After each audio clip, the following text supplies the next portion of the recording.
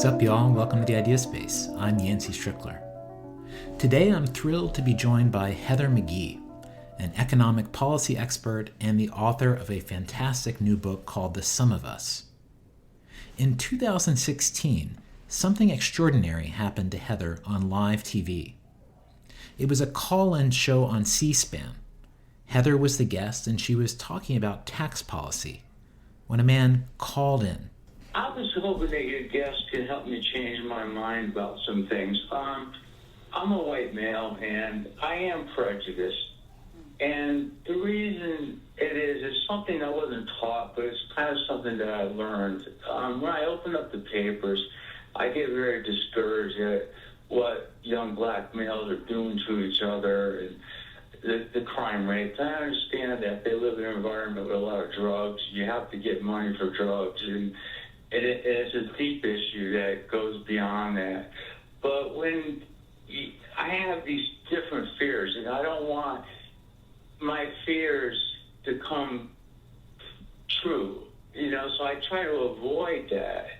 And I come off as being prejudiced, but I just have fears. I don't like to be forced to like people. I like to be led to like people through example. And what can I do to change, to be a better American?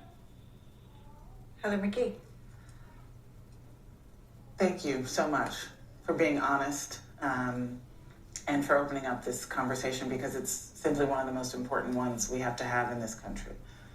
We are not a country that is united because we are all one racial group that all descended from one tribe in one community.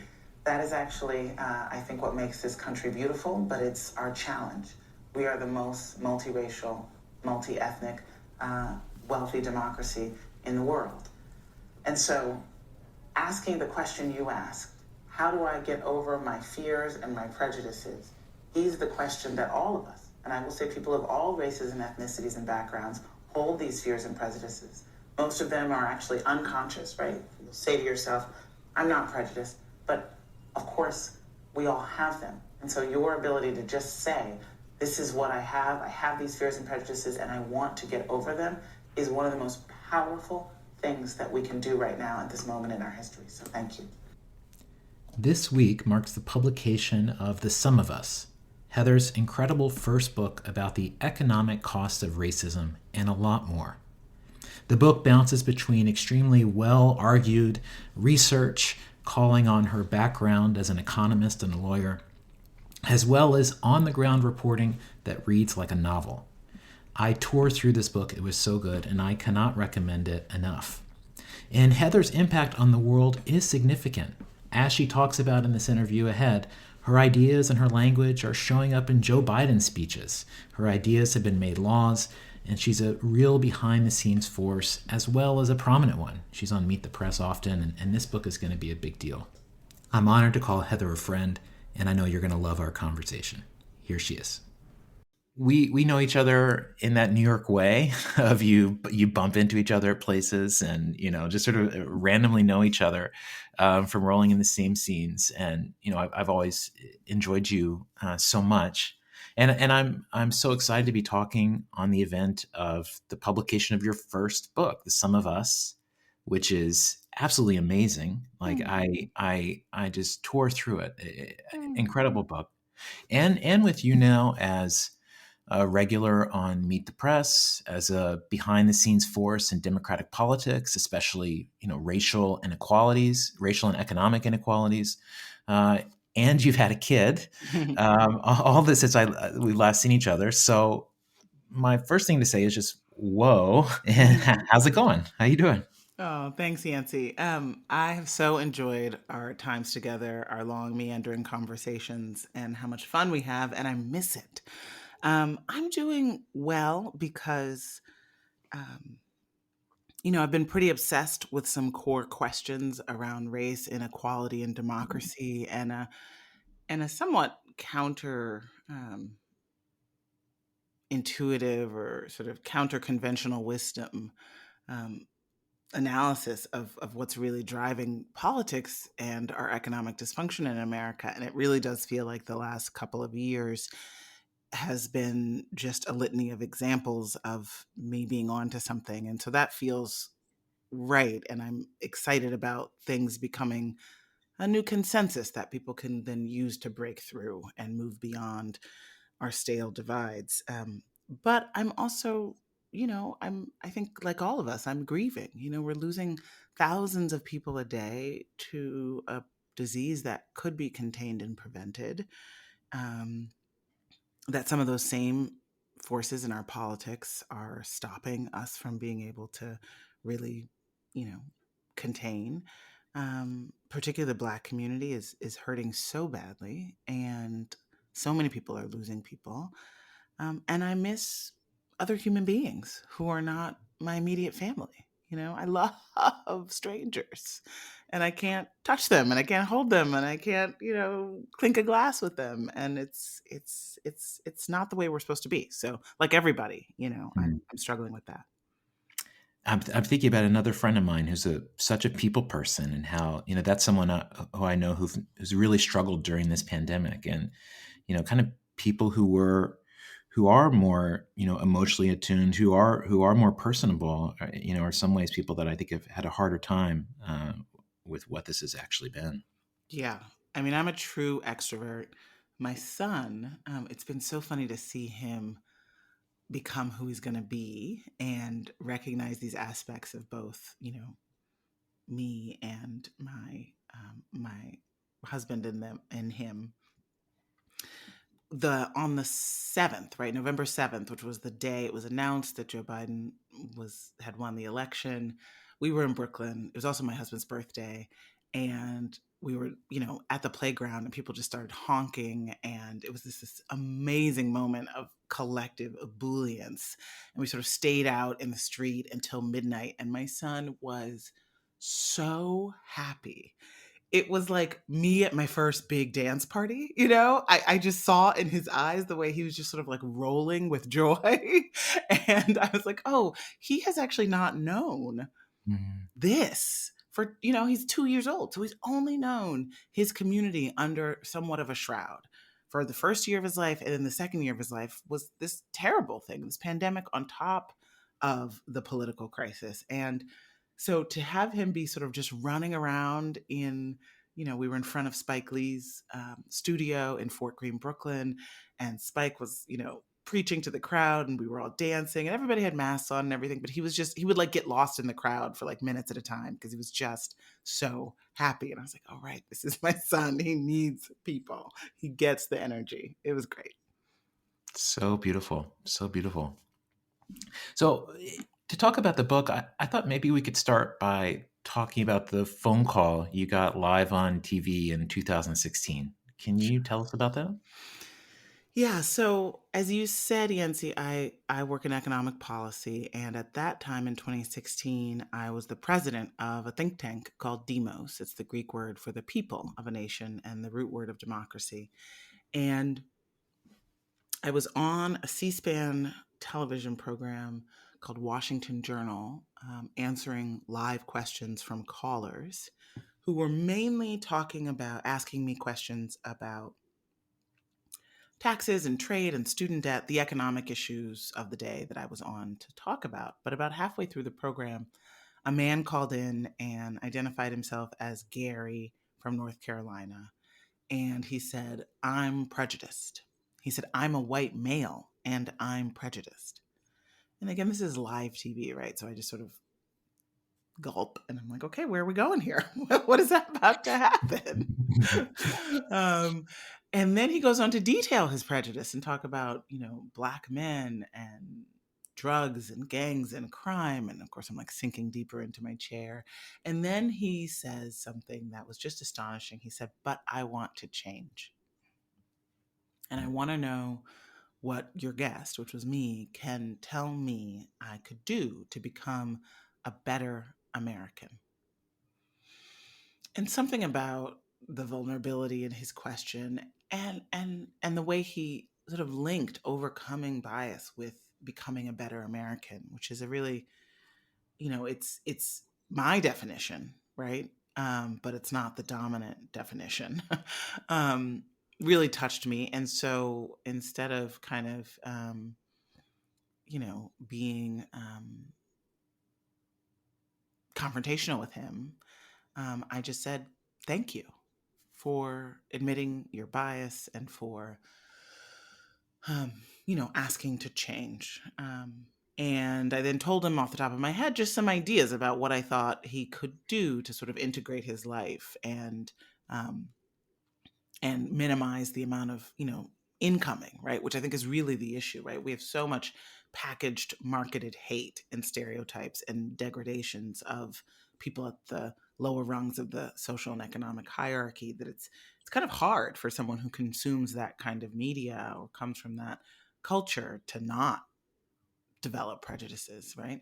And Mm. so, anyway, it was just his question and my answer, and that clip online went viral. It's got like millions and millions of views now. And then I got to know Gary from North Carolina. He jumped on Twitter and found me, and his first tweet was, "How does this thing work?"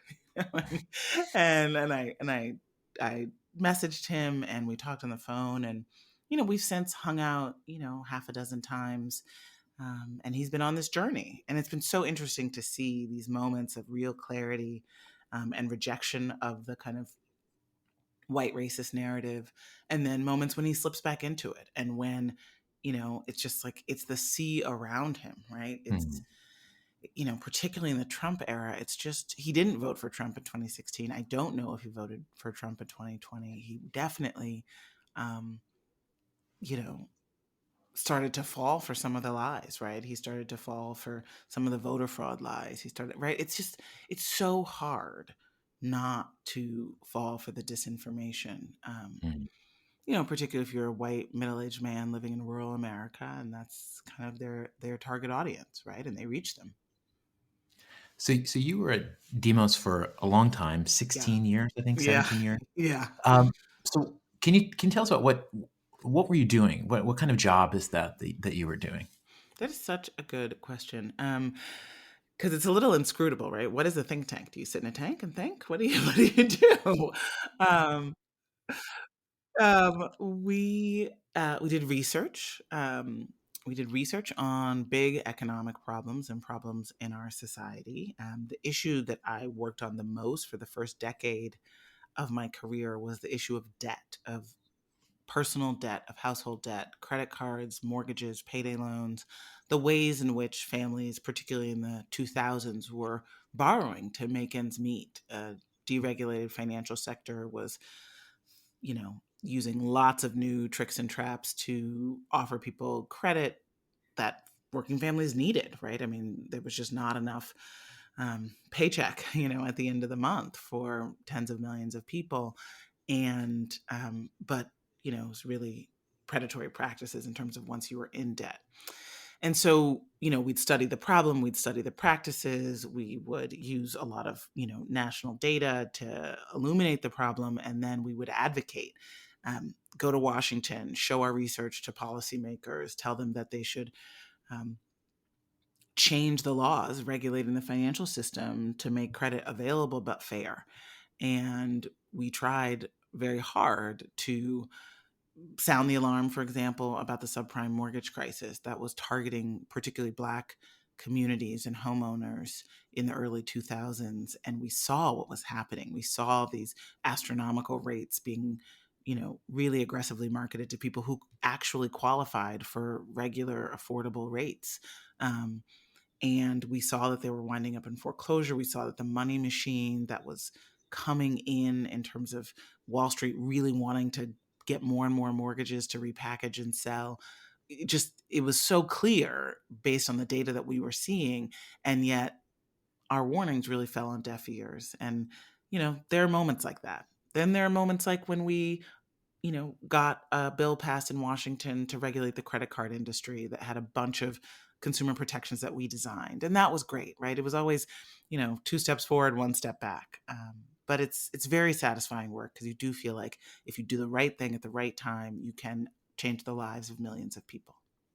And you were there in designing these laws, designing the triggers, designing the way these things were. I mean, you're working with other colleagues, but you're a part Mhm. of like that nitty gritty of that part of the work. Yeah, which was so so so fun. I mean, I really love thinking about the way systems operate and how little levers that you can pull here can have such incredible downstream effects, and really trying to distill what is the right policy for the right problem, because it's not like we're putting government in places where it isn't, right? The rules of our market are everywhere, and it's just a question of, in whose advantage, to whose advantage they accrue. And so um, it's in many ways it's like seeing the bones, of a body, right? It's like, how does this all add up? How does the leg work when you lift it? How does everything sort of move together in synchronicity? And a well-designed policy regime is a really beautiful thing. Mhm. I'm sounding so dorky, but it's It's true. wonderful. It's wonderful. We're here for the dork. So, so by 2016, 2017, you were the head of Demos, Yeah, yeah. and in your book, you write about after Trump's election, quote, the inadequacy of the tool I was bringing, economic policy research, felt painfully obvious. Contrary to how I was being taught to think about economics, everybody wasn't operating in their rational economic self interest. The majority of white Americans had voted for a worldview not supported by a different set of numbers than I had, but by a fundamentally different story about how the economy works, about race and government, about who belongs and who deserves, about how we got here and what the future holds. And this story was more powerful than cold economic calculations. So I found that phrase really striking. The inadequacy of the tool you were bringing felt painfully obvious. Was there a moment, like, can you talk about that feeling and what was going on for you? You end up leaving Demos around this time, but what was happening for you then? I think I had been a class person, as you can tell, meaning like I think about class inequalities, right? I'm trying to address economic inequality and insecurity and bad economic policy decisions. And in that, if you have that lens, if you're working on that, the affected group of people is quite large, right? It's most white Americans, most people of color, right? It's a really multiracial coalition. Everybody, needs to see a doctor. Everybody needs to pay their rent or their mortgage. Everybody needs childcare, right? Everybody needs to get through college without going into crushing debt, right? These are really, on a certain level, they're sort of colorblind, or at least they're not never colorblind, but they're universal, nearly universal, except for the very wealthy issues. And so in many ways, there was a sense of, okay, if this is a representative democracy, and I say that the majority of American students are now going into unaffordable debt to get a degree, whereas 20 years ago, that wasn't the case. And every other country is not doing this. And it's bad for home ownership. It's bad for retirement security. It's just a bad way to start these young people's lives. Then, you know, it's affecting the majority of Americans. It's a bad economic policy decision to move from grants to loans and to underfund public colleges. So you would think we would do the right thing. But our politics, even under Clinton and under Obama, were so cramped and confined by the sort of tyranny of the white moderate, right? Of the fiscally conservative, but perhaps a little bit socially liberal white moderate, whom both parties, at least for a time, were really sort of hewing to. It was more like the Democratic Party was hewing to the fiscal conservative, social liberal white moderate, and then the Republican Party was hewing to the white conservative. And so that meant that honestly, like, what white people thought about what was right and what was fair and the way that we should order the economy was having an outsized impact on policy outcomes for white people and also for people of color. And I thought, I guess somewhat naively, that if we like brought the data to the decision makers, they would feel free to make the changes. But ultimately, it seemed pretty clear that, unless white people agreed that it was a good idea, we weren't going to do it. And I thought that because this issue is now impacting 63, let's keep talking about student loan debt, for example, is now impacting 63% of white people, white students, that it should be in their self-interest and we should fix it, right? We should not do this thing that is a really bad economic policy idea, this student debt for diploma system.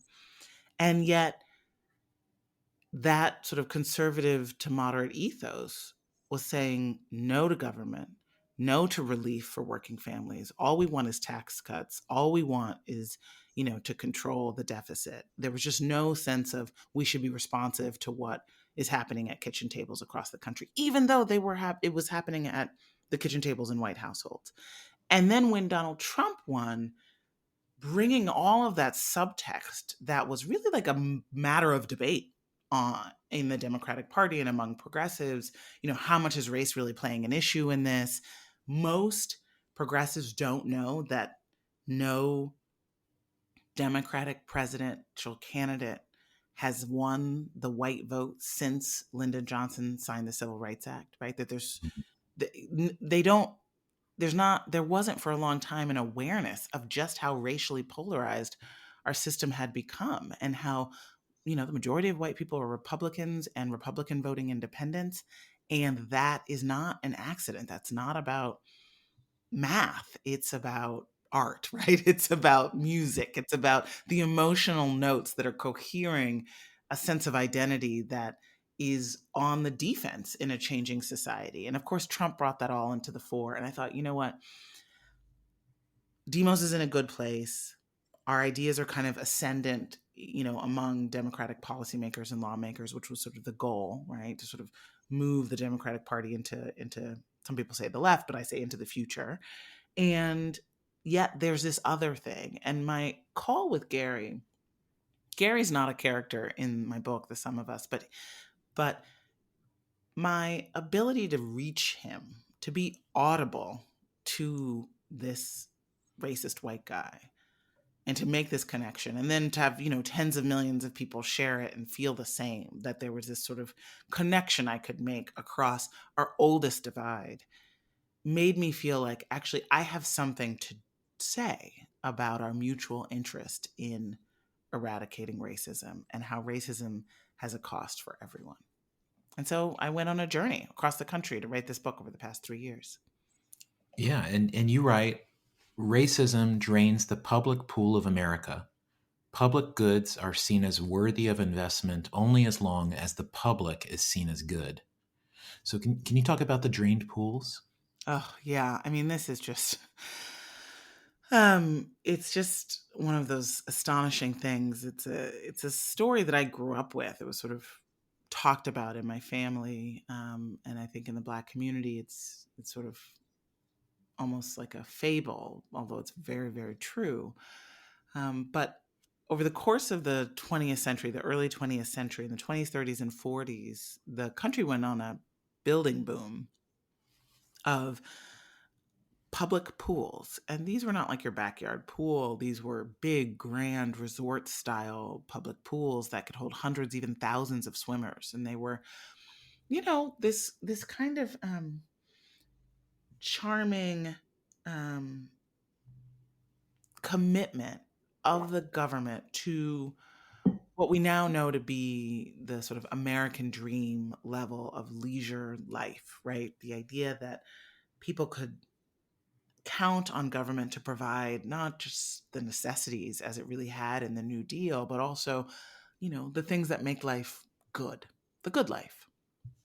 And it was also an Americanizing project for, tens of millions of white ethnic immigrants who it was sort of like a literal melting pot, right? It was a bath temperature melting pot to cohere a sense of sort of collective and shared values and shared culture. And yet, like much of the New Deal and like much of government largesse at this time, it was for whites only in many parts of the country, not just in the American South. And in the 1950s, Black communities began to say, this is a public benefit, a public good that is paid for with public tax dollars, including our own. And so we and our children deserve to swim in it too. And as the courts began to side with Black communities, towns across the country, and again, I want to stress this, not just in the South, decided to drain their public pools rather than let Black families swim too. They literally backed up trucks, poured dirt in, paved it over, seeded it with grass. By the time the summer came along, it was green. I walked the grounds of one of these sites, this beautiful park in the middle of Montgomery, Alabama, that used to have a huge, gorgeous resort style pool. It had a zoo. And as soon as integration was threatened, the town closed the park, sold off the animals in the zoo. In fact, closed the entire Parks and Recreation Department, filled in the pool, and the Parks and Recreation Department of Montgomery, Alabama stayed closed for a decade. Like, no parks for you, no senior centers, no recreation, no pools, nothing for anybody, because we don't want to share it. And even when a decade later, so now we're nearly 1970, they finally reopened the Parks and Recreation Department, but they never rebuilt the pool, right? It's this sort of big empty park, which is, lovely, but it's not a place where people meet and gather. That was replicated across the country. And in the book, I make this connection between the literal pool and then the pool of resources. You really see this break in the civil rights era in the mid 1960s. 1965 was the year that our tax dollars, that our tax revenue as a society was the highest per capita, right? Once it was clear that the tax dollars were going to be going to not just white people, the tax, the benefits of tax dollars were going to be, tax investment was going to go not just to white people. We started cutting taxes. There's an unbelievable statistic I found that, given what I was saying about the sort of tyranny of the white moderate, was just mind-blowing to me. But that in the late 1950s and early 1960s, 2/3 of white Americans thought that we ought to have a job guarantee and a universal basic income. And it's like, wait, what are you talking about? Like, where are those white people now? What are you talking about? Like what? And they were New Deal white folks, right? They were folks who had benefited from strong government investments and benefits and expected the same. And between 1960 and 1964, right, this is every 4-year survey, the white support for those ideas, job guarantee, minimum income, dropped in half, from nearly 70% to 35%, and it's stayed low ever since. What happened between 1960 and 1964? You had the March on Washington, where of the 10 demands, 2 of them were those same demands about, a huge jobs program and a minimum income. You had the Democrats become the party of civil rights with Kennedy and then Johnson. And, by the next election cycle, white people would leave the Democratic Party, to this day, forever. So you talk about sort of this myth of zero sum, Mm-hmm. and you present it as a myth created by the wealthy to prevent common people from finding common cause together. Yeah. And you contrast zero sum with a phrase you use many times of a solidarity dividend. So can you tell me what are those two things? What's the zero sum world and what's the solidarity dividend world? The zero sum is this dominant worldview that researchers are finding is the dominant worldview of white Americans today, where there's this idea that there's only so much to go around and progress for people of color has to come at white people's expense, right? It's this zero sum competition. $1 in my pocket means $1 out of your pocket.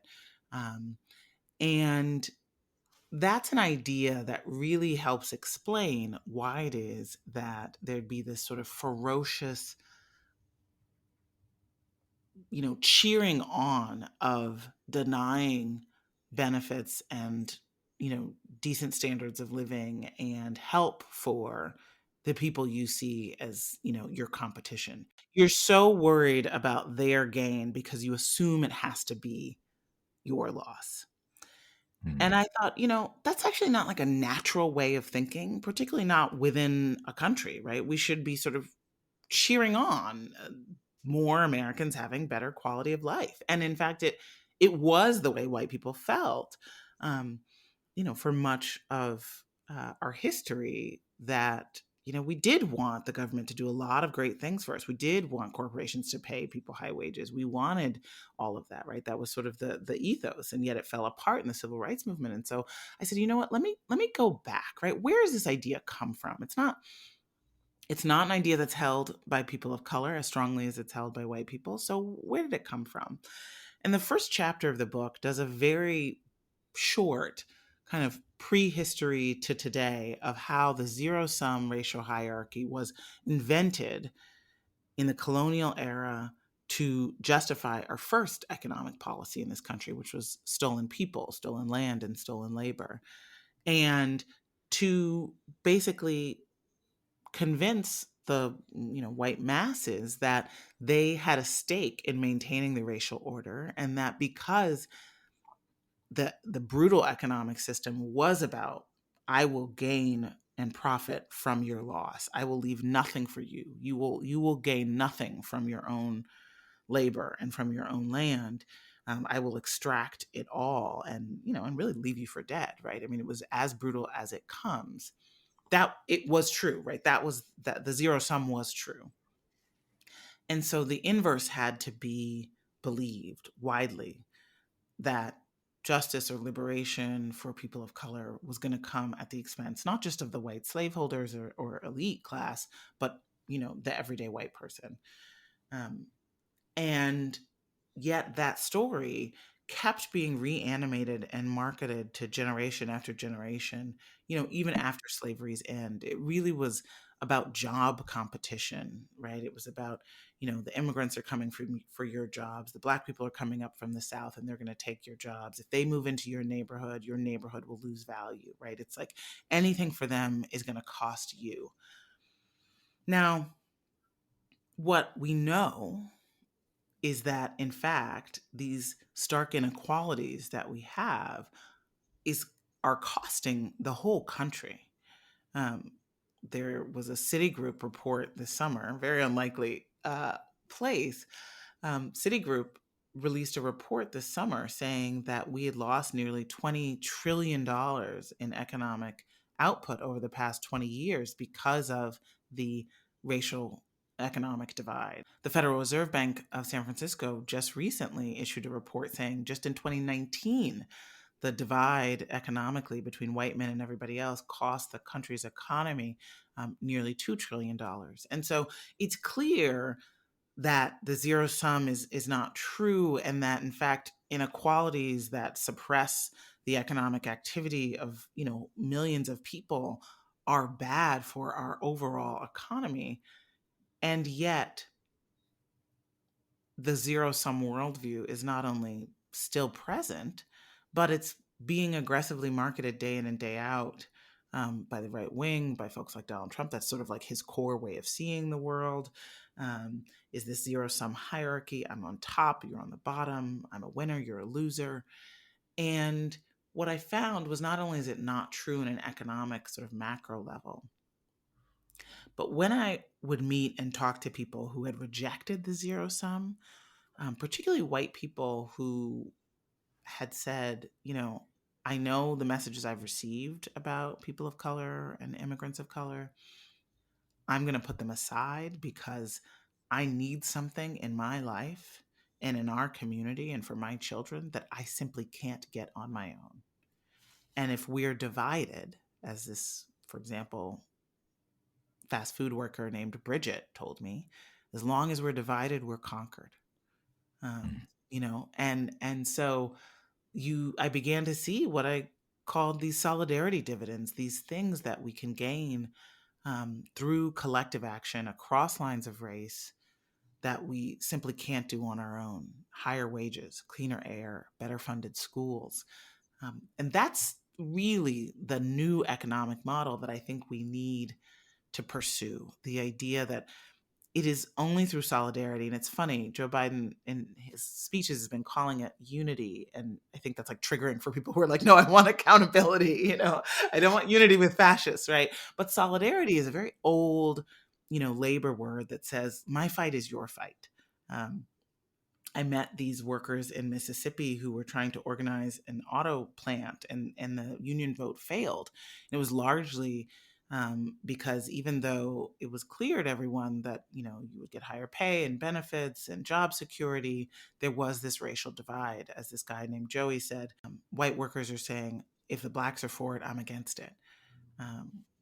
But one of those workers was wearing a T-shirt that said, "No one fights alone," and I just thought that was a beautiful, totally aspirational view of the fights that we fight, right? Because they're so individual, right? It's like me against my stack of bills, late into the night trying to make ends meet. It's me trying to get another piece of education to get a better job, right? It's not saying, wait a second, this shouldn't be the case for any of us. We've got to unite and fight and demand more. Yeah, I mean, when you're with the people in Mississippi, when you're with the folks working on Stand Up KC or Fight for 15, these new kinds of labor movements, they're real, striking moments in the book. And you quote this one fast food worker in Kansas City, Terrence Wise, who tells you, "I've seen the power of coming together and organizing and how it can make change. And I've definitely lived the life of when we were not organized and how life deteriorated over the years." So why is this happening now? I think in so many ways this is happening now. This resurgence of a working class identity that is multiracial, the Fight for 15 movement that united fast food workers and adjunct professors and retail workers. I think it's good old fashioned grassroots organizing, right? It's movement building. It's from Occupy through to the Fight for 15, through to the teacher strikes, through to um, so much of what we've seen, the student debt issue sort of being really finally playing the role in politics that it should, given how widespread the pain is. We are definitely in a moment where the economic bargain is just not adding up for people, for more and more people. And I do believe that these jobs, for the most part, are jobs that are service jobs. They're service sector jobs. They rely on human skill and touch and interaction. And people are feeling like there's no more to give, right? I grew up with this expression, you can't get blood from a turnip, right? There's just no more, right? There's no more bottom. I looked deeply into what's going on in American manufacturing and just how much, obviously, we've lost over 40,000 factories, right? I mean, it's devastation, right? It's just absolute geographic devastation. You can drive through parts of the country where there's just huge carcasses of factories and all the jobs and all the dreams that used to live inside them, and it's really quite harrowing. Um, and then you also see the way in which the jobs that have replaced them, that have remained, are just getting worse and worse, because we still have not raised the federal minimum wage over $7.25 an hour. The tipped minimum wage is $2.13, right? This is criminal, right? And in fact, it has its vestiges in slavery, and we really need to see that when working people have been pushed and pushed and pushed, even in a society that overarchingly tells them, you're paid what you're worth. There's a strict hierarchy of human value. You're at the bottom of the barrel. If you want to work your way up, great, but don't expect the bottom of that barrel to lift up, right? People have had enough. And it's wonderful to see, talking to some of these activists who are just ordinary people who had said, I'm going to go to my work for 8-10 hours a day, but I'm also going to pick my kids up, put them in bed, and then start writing posters and making calls to my coworkers to get them to show up on the picket line or get them to show up at a city council hearing to raise the minimum wage. And that's just, it's so inspiring. Is there like is our sense of self-interest, or for these people, is their sense of self-interest changing? Like, is there a different notion of who you are, to see yourself as being, connected to all these other people? Is that a transformation that's happening? I think I mean, so. give one example of the woman, working at Wendy's, right? Yeah.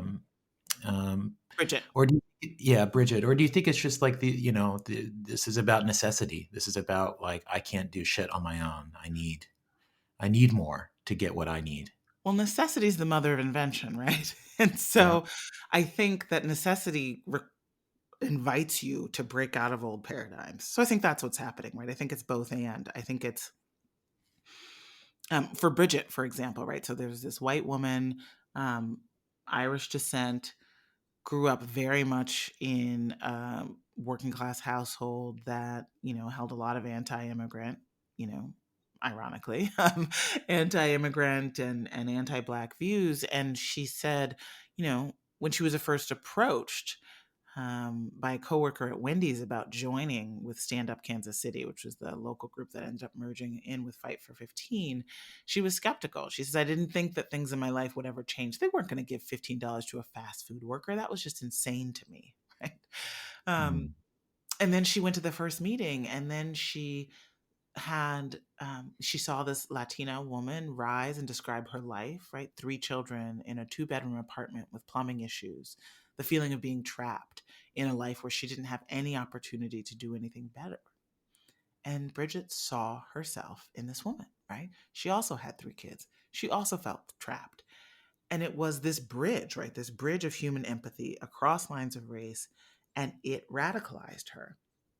And she said, at that point, I decided that the only way we was going to fix it was if all of us came together. Whether we were white, brown, black, it didn't matter. I mean, that's what it is, right? It's the individual necessity and the self-interest, but recognizing that the you can't fight alone, right? That the only way to get there is through relationship.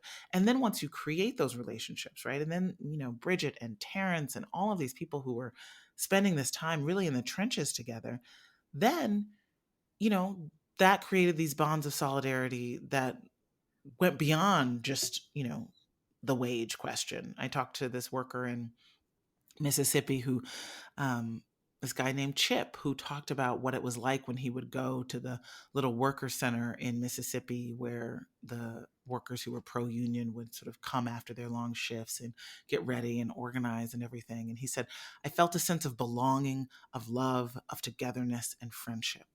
We went through a lot together and did a lot together and accomplished a lot. I loved it. I loved going over there. It was utopia. Hmm. And Hmm. that's not just about his healthcare, right? And, a few more dollars an hour. That's about feeling human connection, which is the exact opposite of what this brutal capitalistic economic system wants us to feel. Hmm. There's a scene in the book that really stood out to me, and it was about you being in school and watching videos of the March on Washington, Martin Luther King, Eyes on the Prize, and seeing footage of Black people being attacked and jeered by white mobs, attacked by dogs. And, those movies are black and white in a lot of ways, right? You Hmm. watch them, there's no moral ambiguity. And you talk about how watching it in middle school, somewhere around there, and a white classmate whispering to you, I wish I was black. And you know what? I remember that exact moment in my life, and even that feeling. I Mm. remember a lot of kids saying that when we would watch those things, because the way you talk about it makes it so clear. But it's easier as a white person to wish I was black than to be honest about who my skin color and privilege most identifies me with in those movies. Hmm. And I really thought the way you talked about that and put that in context was very striking. Well, thank you for sharing that reflection. I mean, I don't have a lot of memories of middle school, to be honest, Yeah. but that was definitely one of them. And it's funny, I've talked to people about that memory, or people who read early drafts of the book, and some people react being like, Psh, did this really happen? Or like, oh God, it's so embarrassing that she said that. And it's like, I'm glad it didn't feel, it felt right, right? Like, how could you Yeah. not watch Eyes on the Prize, which is what we were watching, which is the just extraordinary required viewing documentary of the civil rights movement? How could you not watch that and think, yeah, I want to be the hero in the story of American social progress. I don't want to think that it was my dad who was part of the mob. I don't want to be on the side of the people who are so clearly wrong. And yet that recollection opens up a whole chapter, which was something of a departure in the book. The book is really about the economic costs of racism. And yet this is one chapter that just goes where I think ultimately you have to go if you're talking about these issues, which is the morality, the psychology, the heart level stuff, even the spiritual stuff. Because ultimately, an economy is guided by rules that we set in a society because we believe those rules are fair, right? It reflects our moral inclination around merit and fairness and desert. And so when the white majority in the United States has been taught for generations to distrust and disdain so many of their fellow Americans, when they've been taught this zero sum racial hierarchy, um, it means that there's been a moral distortion, right? Because it's not true that whole groups of people are better than others. It's not true that because you have more money, you're a better human being. That's the lie that has been perpetuated in our society. And so it has distorted our economic order to have that moral distortion. And it I mean, lives today, right? I yeah. mean, yeah. I mean that I thought that chapter was amazing, and I'm saying this as a white man, and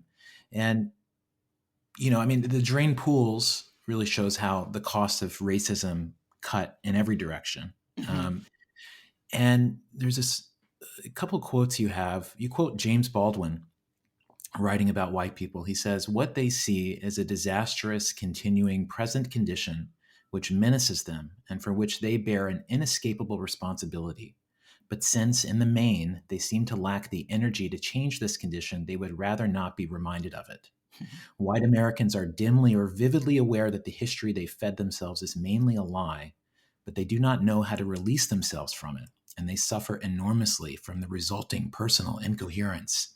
And then you quote the writer Wendell Berry calling this the hidden wound, and that he says, it's a wound that he has borne all my life, always with the most delicate consideration for the pain I would feel if I were somehow forced to acknowledge it.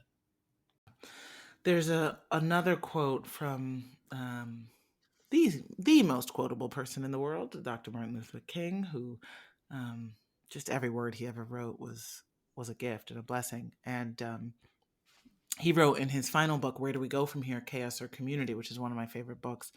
He wrote about that there are laws that we can change, as he was, in the vanguard of changing in terms of our laws around civil rights and voting rights act. And then there are the laws written on the heart. And I, in some ways, I wish I had named the chapter "The Law Written on the Heart," because it's really about the deep story, right? The laws can change. Brown v. Board of Education can be a unanimous Supreme Court decision saying that separate is never equal and that we must integrate. And yet, over 50 years later, we are still, in many places, as segregated as we were when it was the explicit law of the land, because the esteem in which millions of white parents hold Black and brown children has not changed enough, right? And there's this view that white schools are the best schools, and this unwillingness, again, somewhat to Baldwin's quote, to face why why the disparities that they see in the quality of the building and all of that seems so obvious, right? That they, of course, want to move away from Black and brown schools, is that we fund our schools based on property values and property taxes. And for most of the 20th century, Black people were explicitly denied the right to own property because the system of mortgage finance that we created in the New Deal era explicitly barred Black neighborhoods from getting mortgage financing that would be backed by the government.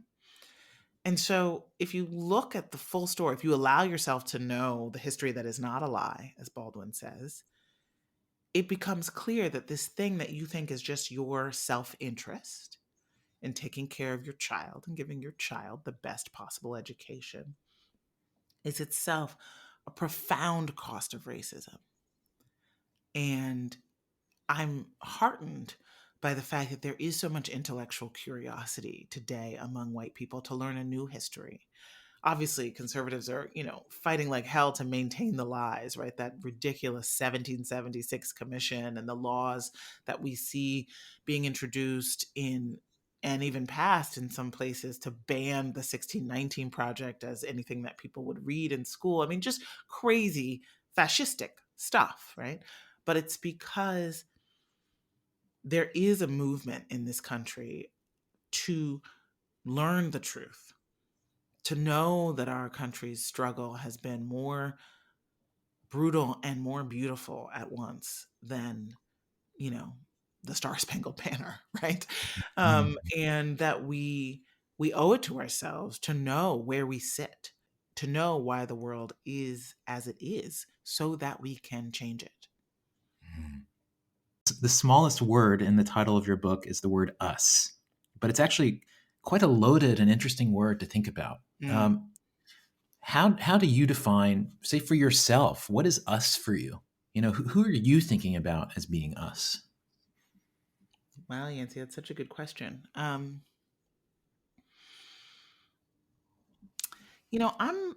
a really unlikely patriot.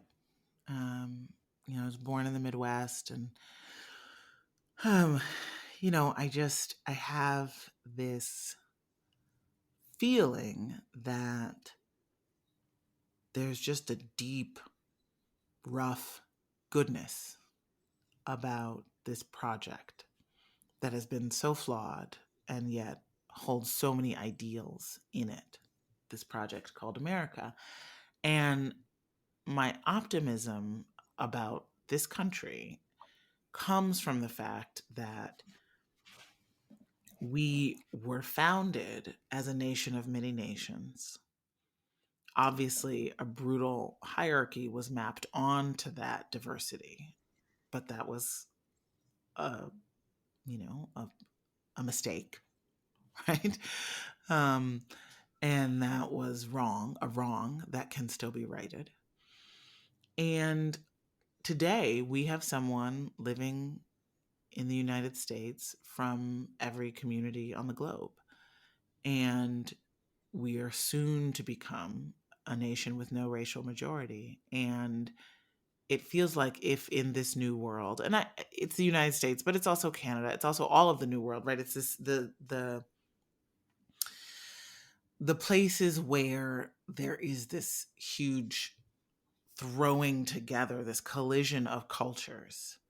Any place like that in the world, to me, has the potential to be this emblematic, aspirational version of us, right? That the idea of that perhaps the proximity of so much difference can help us reveal our common humanity.